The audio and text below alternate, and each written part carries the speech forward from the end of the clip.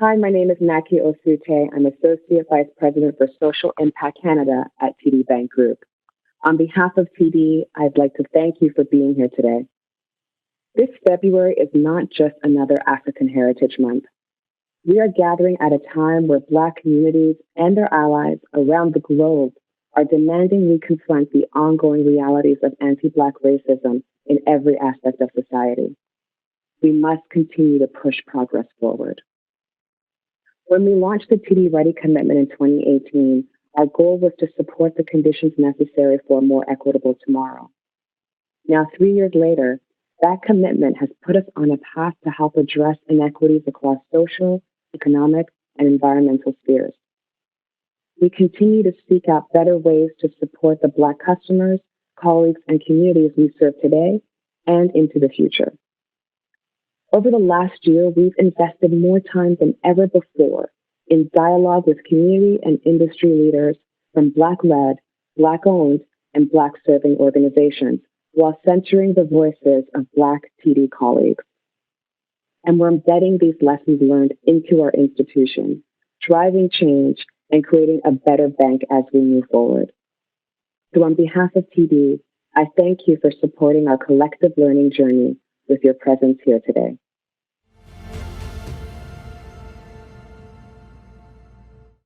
Hi everyone, this is Our Stories, Our Experiences, a talk show series with me, Rajean Willis, and today I'm here with 3 guests to talk about community development, Tia Upshaw, Rodney Small, and Corvell Beals.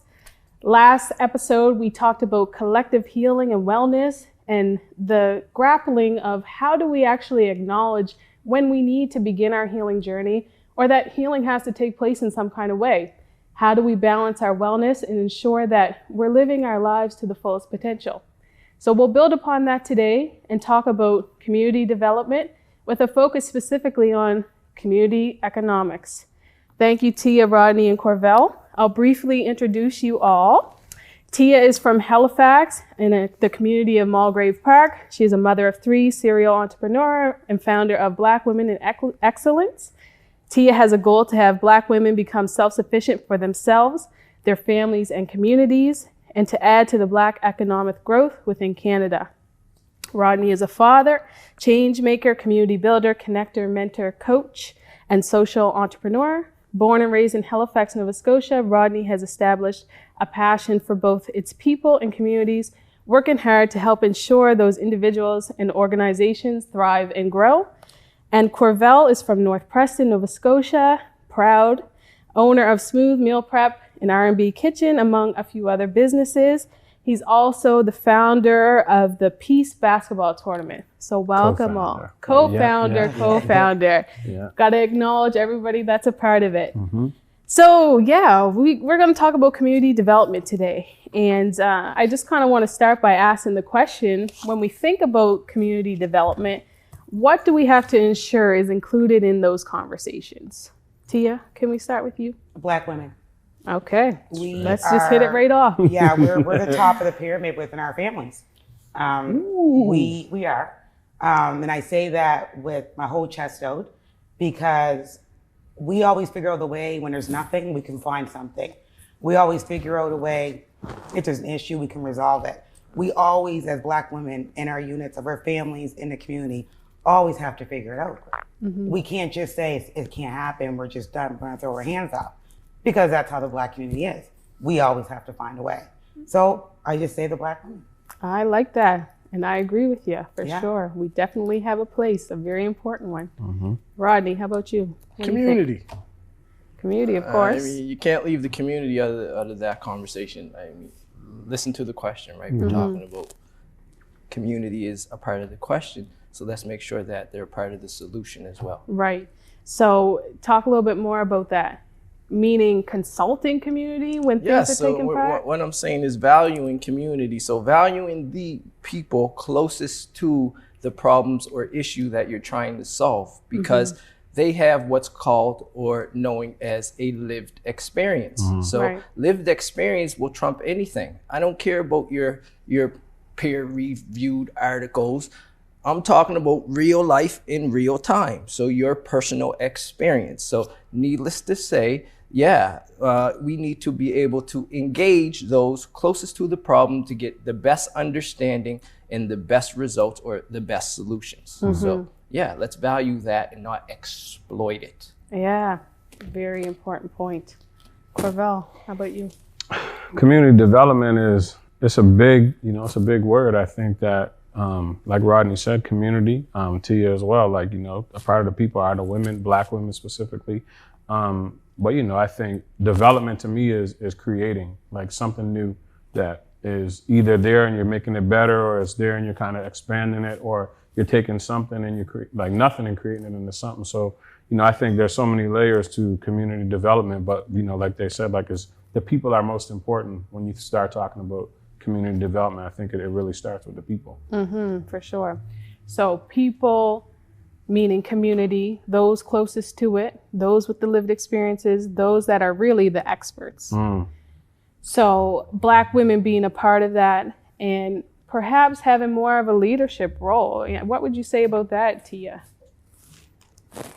Yes, absolutely. Black women, and I say it because I'm Black and I'm a woman. But my grandmother was Black and she was a woman. And when you say leader, she's an epitome of a leader. She was an epitome and still is in her spirit with me as a leader. Absolutely. So I'm kind of walking through her path of what was set out for me to accomplish the things that she didn't get a chance to finish.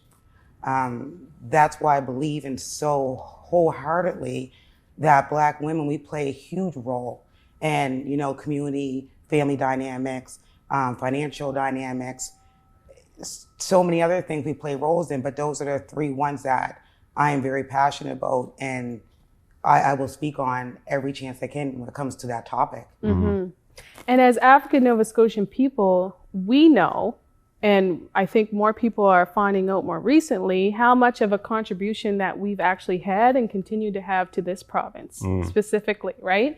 And so, we don't often get taught things in school about those positive aspects, although, the way that we were forced to do the labor may have not been in the way that we would have chosen, such as enslavement and other types of exclusionary practices.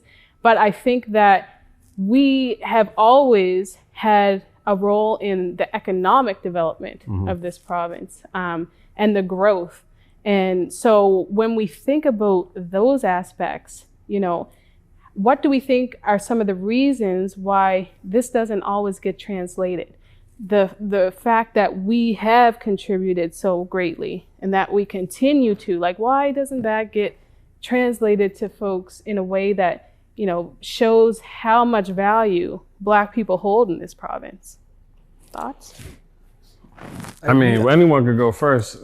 I think you said the magic word when you say, I think we get lost in the translation. And the funny thing is, you specifically said the contribution that we made to this province. One thing I'm going to remind you is that we've been here, and I know you know this, you hear what I said, remind you that we've been here for over 450 years. So needless to say, what has happened is we started to funnel, not only in this province, throughout this entire country and in other parts of the world. So we have made a significant, literally difference in many aspects of this country, let alone not only our province. But what has happened is we have got lost in that translation, because the only place that we really are well known is right here in this province, just like you said it. As we start to move west, I have to now explain my being. I'm everything but Black, by the way. I'm Arabic, I'm Egyptian, I'm, you name it. They even called me Chinese at one point in time. So needless to say, I need to break down my history because it has been lost in the translation as we start to migrate out into society and try to find our value in the economy, because we know that collectively we've been oppressed as a people. So I just wanted to kind of put that out there. Yeah, and I think, the reason why it's not so translated in the mainstream into people is because then they would have to acknowledge our position. right? So if you look at our contribution in this province specifically, in this country as well, in this nation really, all across like North America, but like if you think in this province, like if they acknowledge, you know, our contribution, then they would have to answer to our position, right? And so I think, you know, sometimes what we've done to the infrastructure of this province is great. It's a huge impact. Like when you think about economics, like you look at people, like our people are then and still are contributing to, you know, this society, right? Like whether it be, you know, human labor or just human capital, resources and all those things. So I think the main reason why you don't hear a lot about it is because then it would bring so many questions, right? And, you know, one thing that Canada is not good at is bringing up the past when we got to now acknowledge it and all that stuff. So, you know. And take accountability. Exactly. Well, look what's happened with the children. It's like it's like a cloak of silence has went over the nation. Like we're talking about, I mean, thousands and thousands of children. We're digging up their graves. We're acting like this ain't no big deal. Yeah. Right. No, for sure. Yeah. Come on now. Mind blowing. Yeah. Exactly. I'm lost for words because literally my mind is blown. So if your mind's blown, you can't think. So I'm lost for words. 150% on that piece. Right. And we talked on the series about intergenerational trauma, grief and loss, and collective healing and wellness, which all built upon each other. And so this is the piece that, you know, is this our way forward, or has this always been the way? We just haven't necessarily acknowledged it in that way in terms of the development into our communities, thinking more economically and thinking more about our self-sustainability in all of this. And so, you know, we talked through the things that have been passed down through generation, whether it's the resiliency pieces that we know exist within African Nova Scotian people, or it's the healing practices, both poor and healthy, right? Or maybe it's the traumas, the pain, the compound grief and loss that we've experienced. And what's the one thing that you didn't mention that's not being passed down in generations, especially in the Wealth. Black community, is wealth. Right. Hello. And I find it interesting because, you know, we look at our sisters and brothers in the United States, for example, and many of the African American people don't necessarily have land that can be passed, anything really to pass down, right? But I find it interesting that in Nova Scotia, that's one thing that we may have, although we're in communities that you're never going to get the value of your home if you sell as if you were in a affluent community where the market in the capital is much higher. I'll be careful with that word never. No, and you're right. You're right. Is because what's happening in my community right now we speak. So I would be very hesitant on that word never, because gentrification is a strategy that has been used across this entire nation, and it just happens to be playing out in the north end of Halifax right now. It's already played out in New York. It's already played out in San Francisco. It's all those big cities, okay, because that is the blueprint on how these vultures work, okay? So needless to say, we don't need to go too deep, but anybody that wants to go a little deeper, don't hesitate to reach out because your boy got you. And that's a really good point, Rodney. So thank you for raising that. And I think too, you know, it's a bigger conversation. And of course, we don't have the time today to talk about everything, but I just wanted to bring that piece up about, you know, the generational wealth that's lacking, but what do we have that we don't necessarily, you know, recognize as valuable either. So on that same breath, I just want to ask about, you know, what do we think about self-sustainability for the Black communities? You know, do we feel like we can be completely self-sustained? What are your thoughts on that? Can I go first on that one? Yes, Kia. We absolutely can be self-sustained. The problem is, and correct me if I'm wrong, is that we have that motto, you know, you buy from your own, for us, by us, B-U-Y, whatever us. It's very difficult when we want to be inclusive, and that goes back to the other question asked also about the mainstreaming. We all want to be inclusive of Black businesses. But how can we expect the outside, non-Black individuals to include us when we cannot include each other as Black businesses. I have had one of my businesses a little over 7 years. And in 7 years, I've had one Black client. And I have 88 residential clients within a month. I've had no cleaners, like no workers that were Black that worked for me except for my cousin. And sorry, my daughter, excuse me. Everybody else has been non-Black. Right. I try to create jobs from people in my community, people in my family. It just never happens. So the fact that we want to be inclusive, we want to be in the mainstream, we want to be seen, we want to be known, we want to be heard, we can be self-sustained if we start supporting ourselves and stop this whole crab in the bucket. The crab in the bucket model, I get where it comes from, and it's the slave mentality. It was built in us. I get all that. But we're talking about today. We're here now. Because I can still use that excuse and say, well, you know, I'm Black.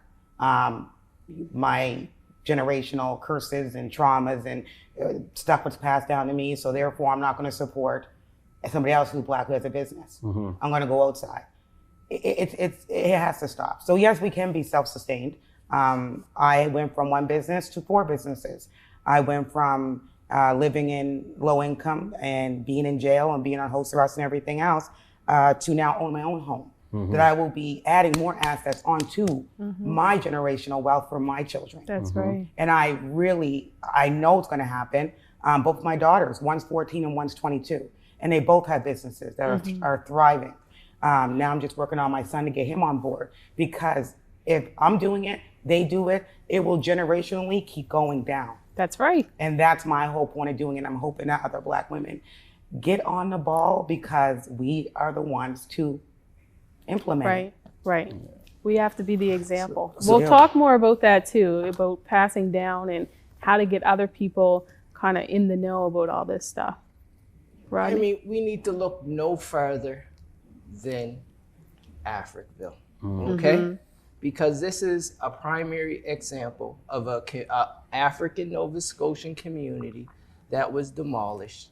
And based on the knowledge that was there, so the experience and knowledge, and I go back to this documentary, and HRM had all these city planners coming in talking about the city, and you know, I know a lot of people might have seen this, yeah. But there was a fiery lady that got up in the because it was in the town hall, right? And I never initially knew who this lady was, but you know, you do your research and you ask around, and then you find out, and you're like, okay, now you start to put the pieces together. But needless to say, this fiery lady jumps up in this town hall meeting, and all the people from Africa were there this day, right? They were ready. You could tell they were mobilizing this day, right? So they come in, they're in the town hall, and she jumps up. She says, I got something to say. And this is going to sum it up right here, okay? Prior to you all coming into our community and demolishing it, we weren't stuck in your systems, or we didn't need your checks. Okay? Africville was self-sufficient. They weren't providing running water. They weren't giving us the city streets or all the amenities that everybody else was getting in the city. But we were fine. We had our own stores. We had everything we needed right within the community. And guess what? They knew that we were self-sufficient. And they went in, demolished our community, displaced us all throughout the city, specifically in the North End, where both me and Tia happen to reside. By the way, I have strong connections to Mulgrave Park too. Rodney, I am named after our block, Rodney Terrace. My father's from Mulgrave Park. My grandmother was displaced from Africville, living with her sister. Yes, she come from the Prestons. So let it be known that we're all connected. 100%. Okay, we are all connected. And what you say? Divide and conquer. Divide and conquer. So that lady, by the way, guess who that was? Some kind of relation to you. No kind, maybe distant. That was, when we think of the longest withstanding protester in Canadian history, who comes to mind? Mr. Carver? What you say, brother? I don't even got to say it. That's what I'm talking about, right? So when you don't got to say it, we can put the energy in the air and we can pull it out there, because guess what? actions speak louder than words. So Mr. Carvey's actions speak much louder than words. So I didn't even have to say it because Corvell knew who it was, and Tia, you knew who it was too. And guess what? It was Mrs. Carvey. So Eddie Carvey's mom. Wow. And you wonder where Eddie gets the fire? Yeah. Okay, so we talk about the black woman being the head of the pyramid. Let's not forget about the importance of the black man in that household, okay? Because without that black man, we're losing the discipline that's necessary within our homes because our women got no call disciplining our children. They have to love them, okay? And that's our responsibility as men to understand and value our women to be at the top of the food chain, where they need to be, not only in the black community, in society. And I'll tell you, and when you're thinking of the strength of a black woman, you need to look no further than the hurricane, okay? And you're all probably saying to yourself, what's he mean? Okay? Think of the plight of the hurricane. Where does it start? The same place the slave ship took us from Africa. Then it goes all the way around the transatlantic slave trade. And guess where it stops? Right just as it wheels off, just up right here in Canada and Nova Scotia. Think of where they're most racist in Canada. This is the down south of America. Right here in Canada, Nova Scotia. Okay? When you look at that plight of the hurricane, okay, it's fierce. That's the spirit of the black woman. So see that where that's, you took my children and you put them on that ship and you wanted to take them around there and you thought I wasn't going to come back and haunt you and get you? That's the spirit of the hurricane right there. But I think what you bring up about the roles in the household, in the family, speaks to community development as well, right? Huge. We have to think about the relationships that we have. We have to think about our children, as we mentioned, and we'll talk more about. We have to find a place for our elders and for our middle class as well. I think, we all play a role in the sustainability of our community, in the beautification of our community, in giving back to our community. So, Corvell, before we hit the break, do you want to add anything in terms of the self-sustainability? Yeah, I think sustainability is possible in the black community. We have what it takes to create enterprises and all of those things to allow ourselves to be sustainable. One of the things too, and you just touched on it as well, is like having a place for everybody. So there's room for everybody within sustainability. You have to have all the pieces to be able to sustain yourself, and I think, from, being an entrepreneur that I am, being a part of businesses, I think that, there's room for every type of business to be sustainable. Like, you can't just have one type of industry. You got to have all of the different industries involved in order to be able to be real sustainable. If not, you're going to have to reach outside of community to go and get other things. And to the point of Rodney saying, I think wherever we've proven that we could, I think that's where the threats exist. And whenever the threats exist, then, they do what they've always done. And I think, and this might be way left field, but a part of sustainability, in my opinion, is protection. Right. And, that's a whole nother conversation. But I think a part of any society, any nation, they have protection. Yeah. And I think that's one of the pieces that we often don't talk about is how do we protect our assets once we get them? Yeah. Right. And what does that look like in a world of I guess, savage nations. Right. So, yeah. Let me add to that right quick. Yeah. He's absolutely correct. And the only difference I would say too is sometimes we don't even have to look on the outside of the non-blacks for that savage mentality to try to tear you down. 100%. You're getting it from your own people. Right. And we're going to talk more about that when we come back. Can we just define sustainability? I think that's an important piece because I think we're talking about, we have to dumb these conversations down a lot so that the masses can actually understand where we're at. So needless to say, Jay-Z gave me that long time ago. So, and on his albums, he talks about dumbing things down because now you can reach more masses. The more people you can reach, the more people you can understand. Guess what? Your message is hitting the audience. So after the break, we will talk more about sustainability and what we mean by that in this conversation so that others can understand and join in on the dialogue. So stay tuned. Hey loves, my name is Amber Gross, and I am the founder and CEO of Evolving Embers Event Planning. This is a registered business in Nova Scotia, and my business is just 1 year old. Thank you to everyone who's been a part of the journey thus far. I really appreciate it. To all of my new fans, welcome aboard, and I'm so excited to work with you. Here at Evolving Embers, we specialize in balloon decor, birthday parties, corporate events, and my favorite, girls' nights. You can follow me on social media at Evolving Embers, and I cannot wait to start working with you. Thank you, and have a blessed day. And don't forget, we plan, design, create with you. Thank you. Thanks for tuning back into Our Stories, Our Experiences, a talk show series with me, Rajean Willis, and my guests today, Tia, Rodney, and Corvell. We're talking about community development, community economics, and how to really talk about this generational wealth thing that many of us don't know a whole lot about.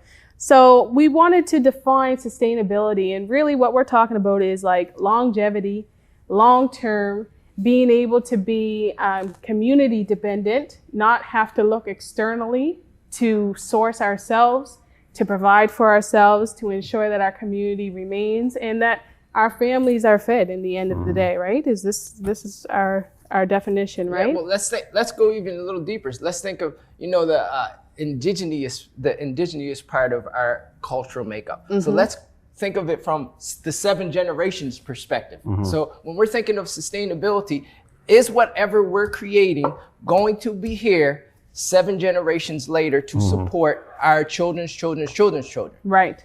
Perfect. Yeah. Okay. So let's talk a little bit more about scalability. So you all are into the entrepreneurial world in some capacity. So you know what that means, scalability. Tia, I'm going to ask you this question. What do we need to be talking about, or what does scalability really mean? Scalability really means, does your business have the power to be able to grow? And with growth, there are so many things that you need to add into it to be able to grow. You definitely right off the rip, you need to register your business. I see a lot of businesses that have been here for 5 to 10 years. They're not registered, so you're not paying your remittances into the government. So then again, we're not in the mainstream because they don't even know you exist. Everything under the table. Then you have to look at your credit, because in order to have capital to get a loan, to even if it's a small loan, you still have to have a minimum credit score. There's so many levels to scalability that we would be here for, I would say, an hour and a half easy talking about it. Right. Because there's so many things that can make you non-scalable. Not knowing your market, not knowing a lot of things about a business. Anybody can start a business. You can go today and go to register your joint stocks, pick a business name, reserve it, boom, you got a business. But is your business scalable? I think, scalability, to sum it up, like she said, is can it grow, right? Like, is it able to grow and at like large numbers, so to tie back to what Rodney's saying too, like we're talking about 7, 10, 15, 20 generations, you know what I mean? So those are like stretched out over 100, 200 years. And so like, one of the things I believe is while I'm here, I got to grow, my family enterprise as much as I can. I got to scale it as big as I can because I'm thinking about all of those generations that come. So I'm trying to lay a foundation. So like, scalability is big. And when you talk about development, like from a community point of view, it's not always just business. Right. You know what I mean? Like we need to be able to scale, we need to be able to grow our communities and stay inside of our communities. Like how do we grow the Black community in Nova Scotia within the community of Nova Scotia? So like, I think it's a really big conversation, but scalability is really important if you're talking about sustainability. Right. Right. And I was going to ask that, we're talking about entrepreneurship because you all happen to be some type of entrepreneur, social entrepreneurship, which is something that some people may not have even heard about. But, community development is bigger than that. But what role does Black business play in that? And what other pieces to community development do we need to ensure that we're talking about? Well, Black businesses, when we're talking about sustainability within the Black community, then it starts from, building and innovating. So we innovate in order to come up with new ideas, new business ideas per se. And ultimately, when you come up with those new ideas, then you'll need some type of capital, right? So in order to tap into, your creative juices and start to turn your vision into reality, well, you need to tap into that capital. So lo and behold, like Tia was saying, you want to be able to obviously have some type of credit established, because without the credit established, if you don't have that pocket of money to tap into, so that capital to tap into, then needless to say, your vision is dead in the water, because guess what? You have no capital to get it off the ground. So needless to say, we start by building credit, which will ultimately allow us to tap into, different business loans. And I think what we need to understand when we talked about wealth, but wealth comes in many different shapes, sizes, and forms, right? Yeah. We can be wealthy in our health. We can be wealthy, with what's in our pocket. So many different forms of wealth. But I think what we're talking about here is, we start with good credit. Our business is doing well. We decide that we want to scale it now because we see that the market is growing for our specific product or service. So at that point now, we've established credit. Our business is growing. Well, we need to go in the direction which is known as equity. And Tia said it earlier, right? Because she said, well, I just bought a home, right? Well, that's where we find our equity, okay? When you become a home owner, you're no longer a second-class citizen here in this country known as Canada. And then you wonder why they wanted to come in, demolish our homes in Africville, displace us in colonized communities, Mulgrave Park, UniX Square, to name a couple, right?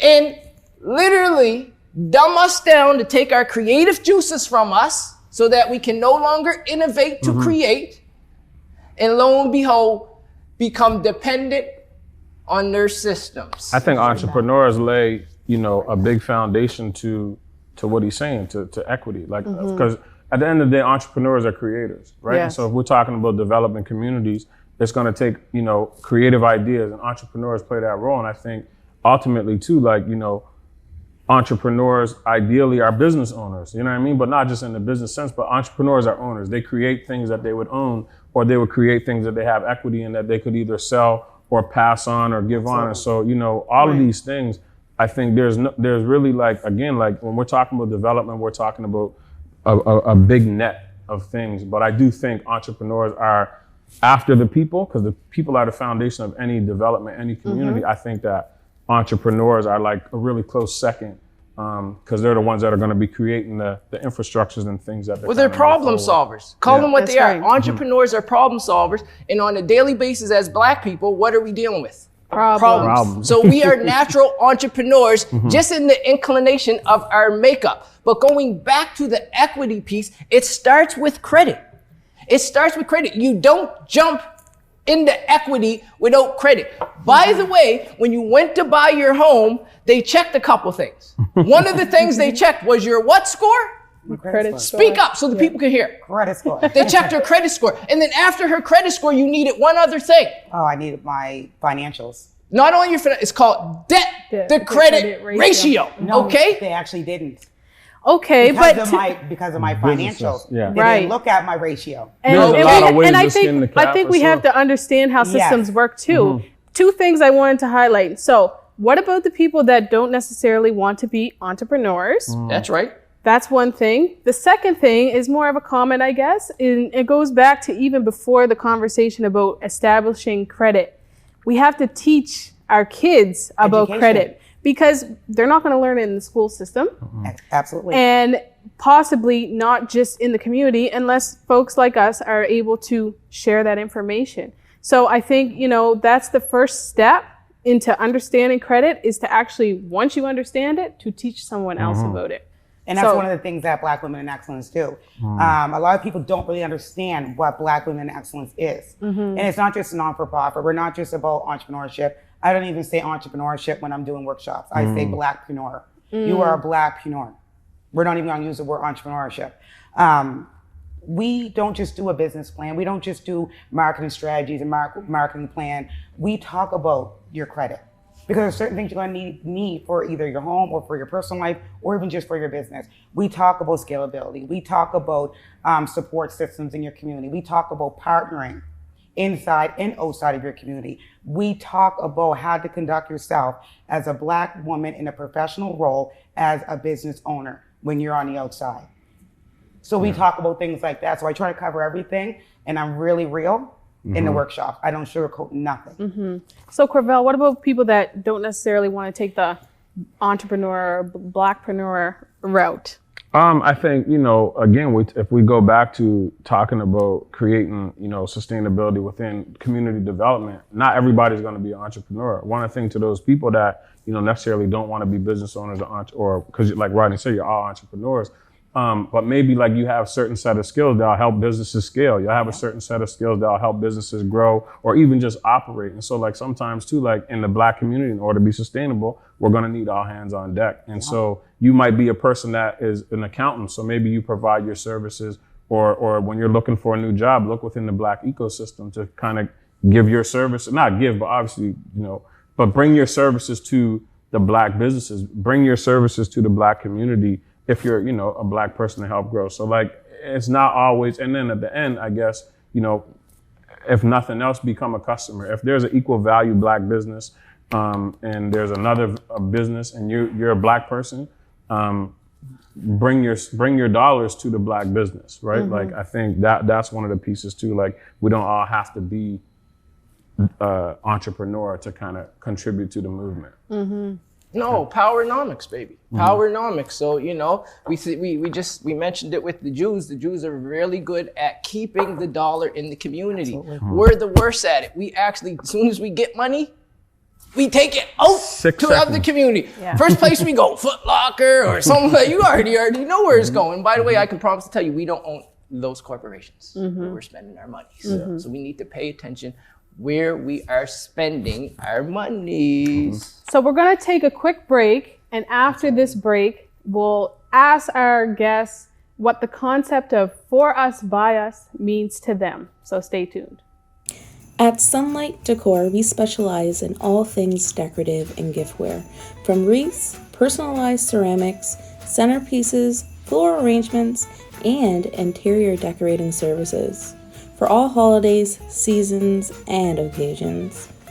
You can find us on social media, and we can be reached by telephone at 902-800-0163. Welcome back to Our Stories, Our Experiences, a talk show series with me, Rajean Willis, and my guests today, Tia, Rodney, and Corvell. And we're talking about community development, community economics. So I just want to ask you to sum all of this up, what we've talked about today, a lot of different things. I know it's complex. Hopefully this is just the beginning of this conversation. What does that concept, for us, by us, some of us might know it as FUBU. What does that really mean to each of you? Tia. To me, it means, support. It's from us to you, from us, by us, and it's adding to the economic wealth within the Black culture. But with that being said, as Black businesses, we need to take accountability also. When it comes to customer service, when it comes to your products or your services, dealing with your staff, having, employee morale, having high turnovers of employees. There's lots of arms that go to for us, by us. I don't like that sometimes people think because they have a Black business that Black people have to buy from them. Because if you're not bringing it to the table, they're going to go elsewhere. And just because the BLM movement's going on, it doesn't mean everybody has to buy Black either. If you don't got good customer service, if you don't got good products or services, why would they come? And then again, you're not able to be scalable or sustain your business because you don't understand the model of your whole business. Sure. You hit it right on the head. Go ahead. Corvell? For us, by us, it's just a matter of understanding, what that means. And to me, it's like, well, what comes first for us, right? So like, I think that's the first part of it is like creating things for us. So like, they're going to fit our needs. They're going to fit like, the things that we're looking for. Like if I'm in business, like, and I'm making clothes, I want to make the clothes to fit our people. I want them to be culturally relevant. If I'm providing food, I want it to fit our people. I want the prices, the service, the product, all that. Just like Tia said, like all of the things got to reach equal value. And then it's by us. So like, I could go for us, by them. Like there's tons of stores for us, by them. And there's tons of stores that are for them, by us. We got all kind of services that don't apply to us. Like, like some of my businesses, they're not necessarily like catered towards just Black customers. Right. Like at the end of the day, that's just the reality of it. But so that would be like a for them, by us. So when it's for us, by us, I think the business first has to hold themselves accountable to create equal value products and services for our people, and understand too, if I'm hitting those things for you, then, that's when the conversation is choose that company over something else. And when you look at like community development again, for us, by us, like when are we going to start creating our own communities for us, by us? When are we going to be the equity people on the bottom line, on the foundation, creating those things? And so I think, it's business, but then it's development as well. And if we're looking at full development of ourselves, then it's going to be all of those layers. So, for sure. Yeah. And for me, it's from, like you said, from the social perspective. So when I think of for us, whatever we're creating needs to benefit the community. Don't necessarily have to be for us.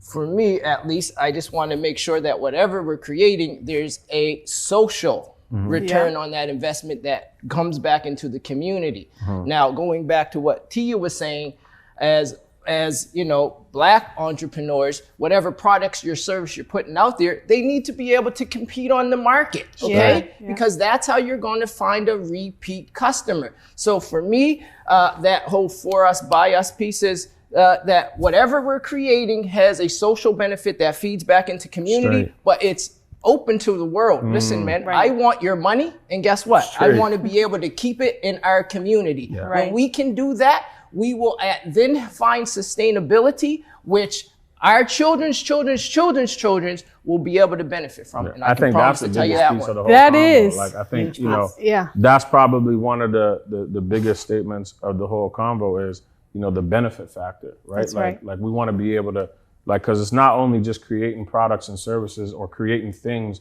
that we would share. Like, if you look at the wealthiest nations in the world, China, they're creating a bunch of stuff that goes outside of their country, but it benefits the country, right? So like we need to start thinking that way as well. Like what can we do and create that the benefit stays within our community, right? So that was a big point, Rodney. That was an awesome point to end all of this on. And I think that speaks to the question earlier, what if people don't want to necessarily be business owners?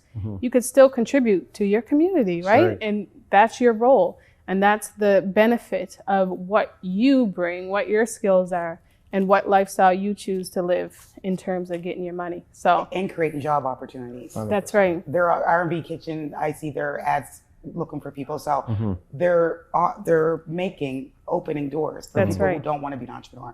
Yeah, for sure. Thank you all so much for this intelligent conversation that was high level, but also we got down into the nitty gritty. We shared stories and we really just opened up the dialogue. So hopefully we'll be able to continue that, and that viewers may have learned something new, especially when it comes to setting yourself up financially for the future, because we know we need that kind of education in order to really thrive and reach our fullest potential in this world. So this has been the episode, Community Development, Community Economics, which has really been building upon the previous episodes, Collective Healing and Wellness, Grief and Loss, and Intergenerational Trauma. I hope you enjoyed this series. As I said, I hope it's the beginning to something great where we can continue these dialogues and conversations, and that you feel empowered, educated, and enlightened. This is Rajean Willis with Our Stories, Our Experiences. Thank you.